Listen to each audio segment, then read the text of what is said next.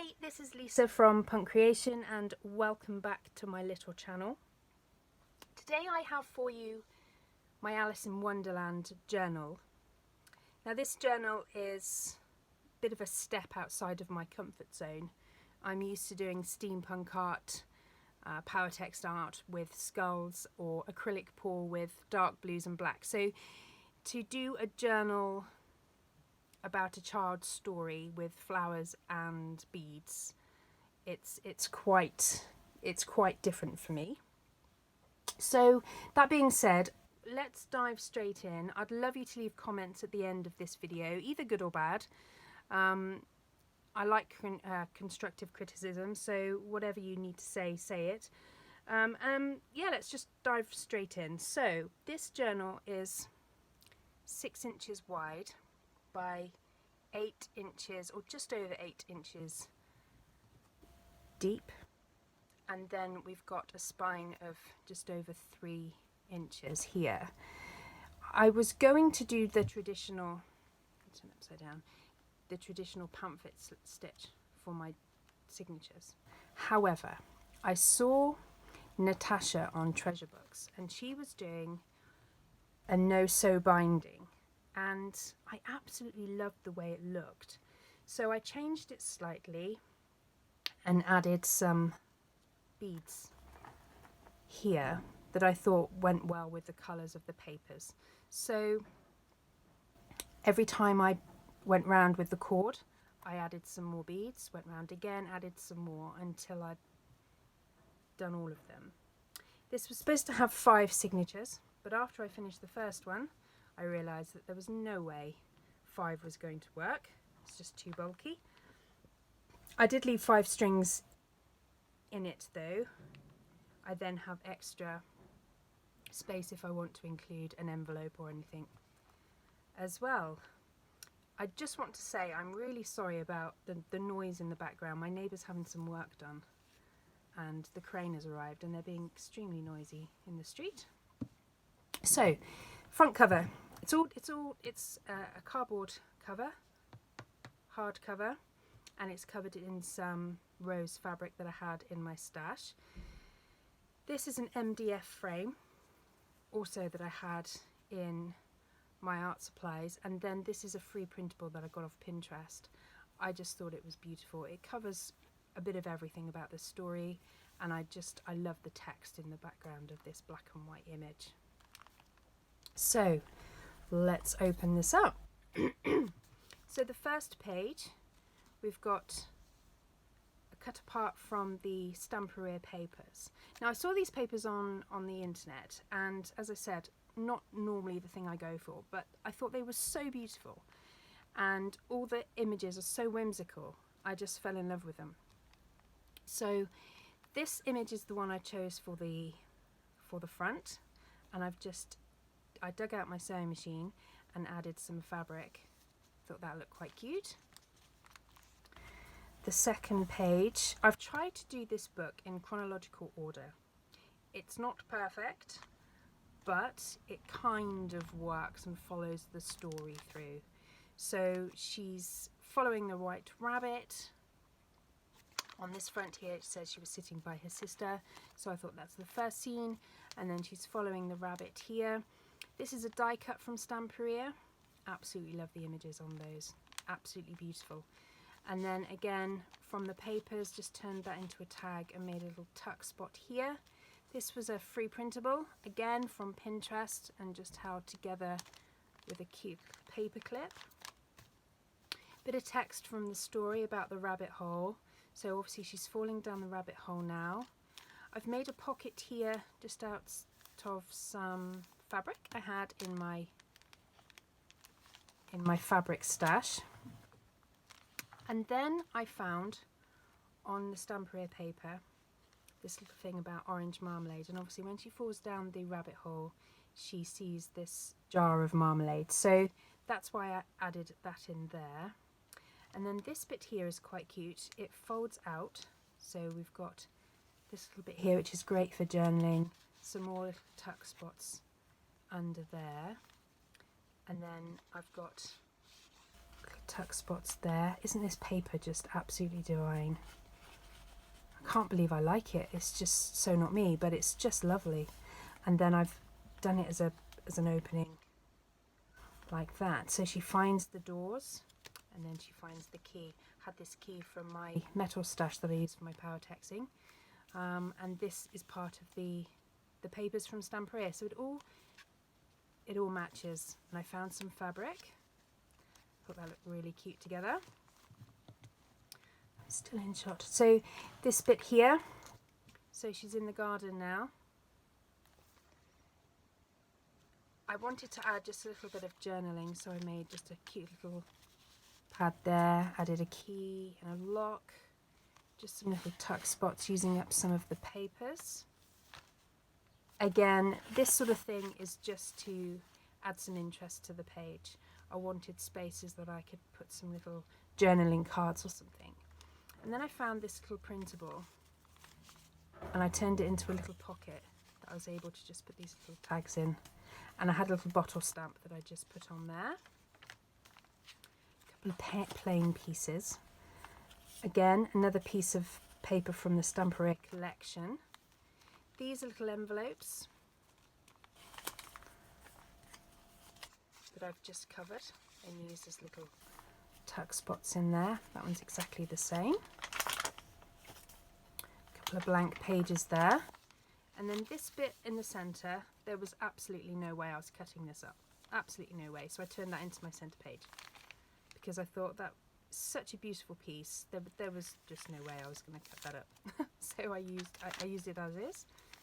Used this image here just as a little tuck spot. Again, made a tiny little book there as a tag just to sit in there. All of these are tea-stained papers. I love the way it looks and the way it feels, so I do use those quite a lot. This tuck spot here, again, is from Natasha from Treasure Books. She's amazing. She's so good, and she has next to her all her instructions, so if she's working too quickly, you can just look on the side and read it for yourself. It's just brilliant the way she does it. She's so good. Again, another die from Stamperia, and that's just gone in there. So you have a tuck spot, the front, in the middle, all the way back. So you've got about 4 there. And again, just some fabric, just so that it matches from back here. It all ties in. Couple of empty or blankish pages, just using bits of the scrap paper. Can't get that in there now. Just using some scrap papers just to create these little envelopes. And then here I used a piece of the paper just to create a tuck spot, and then I made just a cute little notebook there, just to tuck into there. So she's gone down the rabbit hole. And then we're on to our second signature. Okay. So Wonderland is better when you are completely lost. So there's Alice here. Again, I've used some fabrics behind the actual paper. I didn't really want to cut this up too much, to be honest. So this is the part of the story when she meets the cat and she meets the caterpillar and all the strange things. A little tuck spot there, and it's just held in place with a little teapot. And then here, I just used some of the Stamperia paper, some of the fabric, and created a little tuck spot with some tea-dyed paper. And here we've got the cat. This was a free printable off Pinterest. I just used my crocodile and some eyelets and turned it into a tag. I've done that on most of them. A couple of blank pages. And then this one here, it's a pocket in there. There's a pocket in the front there, but then it opens up. So I've got sort of almost like a bookmark on the front bit there. Opens up again. And I've got 2 envelopes here, and I've just popped some of for my favourite tea in there, but you can use that for whatever. Here I've got a little bit of a notebook there, and again this side I've got 2 envelopes for tucking things in. As you can see, I got a bit carried away. This is when she meets the cat, the Cheshire Cat in the tree. I've got another big tuck spot.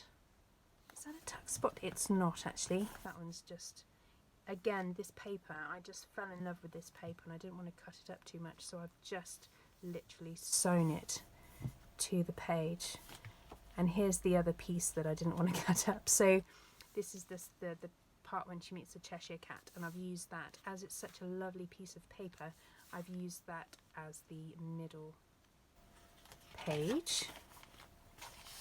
Another tuck spot there, just sticking this paper to some fabric and using some trim.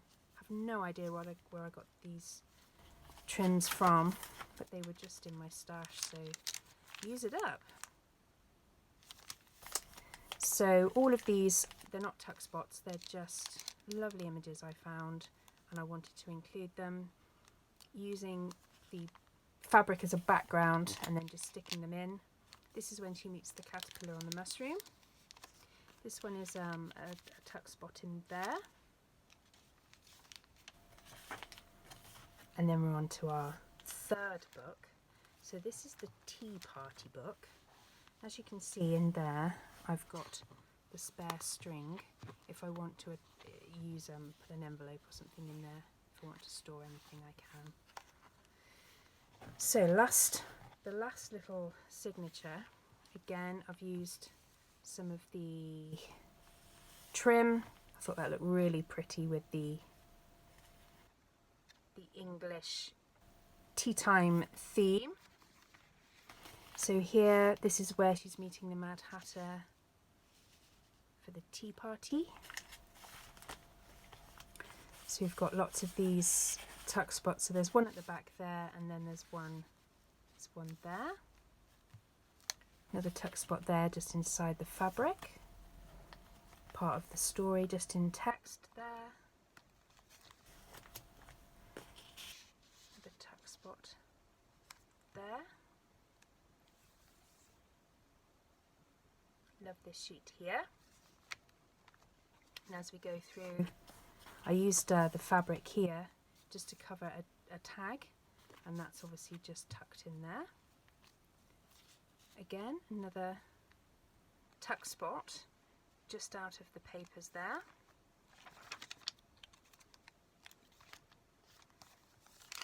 This doesn't do anything this page, I just loved the way I was able to attach the papers to the fabric. This one here, again, this opens up, and then I've got an envelope there, so I can put letters and stuff in there. And again, bring it this way so that you can see. Okay. Love these bits here.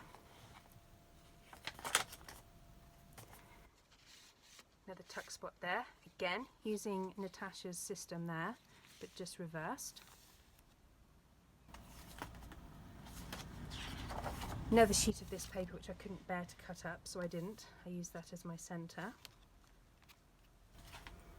Flying through now. So then we've got this bit here.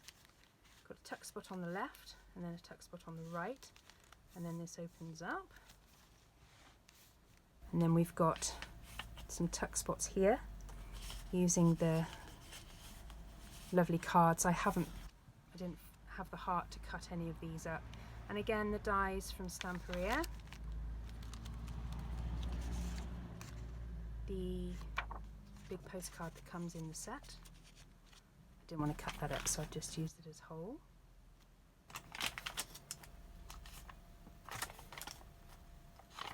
A lot of these I've just used as actual pages. I didn't want to do tuck spots on every single page.